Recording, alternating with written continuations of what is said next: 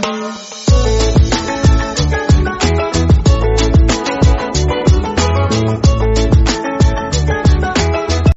The lord. ప్రభు అయిన యేసుక్రీస్తు వారు ఈరోజు మనకు అందిస్తున్నటువంటి వాగ్దానం ఆదికాండము 35వ అధ్యాయం 11వ వచనం. నేను సర్వశక్తి గల దేవుడను. యాకోబుకు కొత్త పేరు. పద్దనరాము నుండి యాకోబు తిరిగి వస్తుండగా దేవుడు మరలా అతనికి ప్రత్యక్షమయ్యి యాకోబును ఆశీర్వదించాడు. నీ పేరు యాకోబు, కానీ ఆ పేరును నేను మార్చేస్తాను. ఇప్పుడు నీవు యాకోబు అని పిలువబడవు. నీ కొత్త పేరు ఇశ్రాయేలు అని ఉంటుంది. కాబట్టి దేవుడు అతనికి ఇశ్రాయేలు అని పేరు పెట్టాడు. అతనితో దేవుడు అన్నాడు, నేను సర్వశక్తిమంతుడనైన దేవుణ్ణి గనుక నీకు ఈ ఆశీర్వాదం ఇస్తున్నాను. నీకు చాలా సంతోషం కలిగి ఒక గొప్ప జనాంగంగా పెరుగుదువు. మరిన్ని జనాంగాలు, మరికొందరు రాజులు నీలో నుండి ఉద్భవిస్తారు.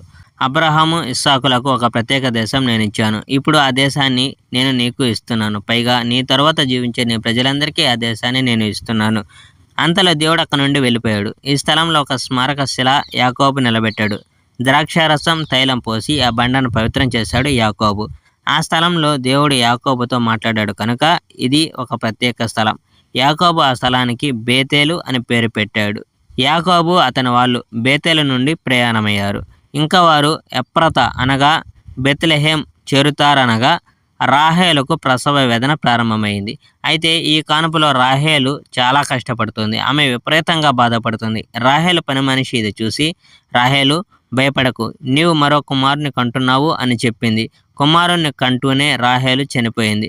చనిపోక ముందు ఆ పిల్లవానికి బెనోని అని ఆమె పేరు పెట్టింది. అయితే యాకోబు అతనికి బెన్యామీను అని పేరు పెట్టాడు.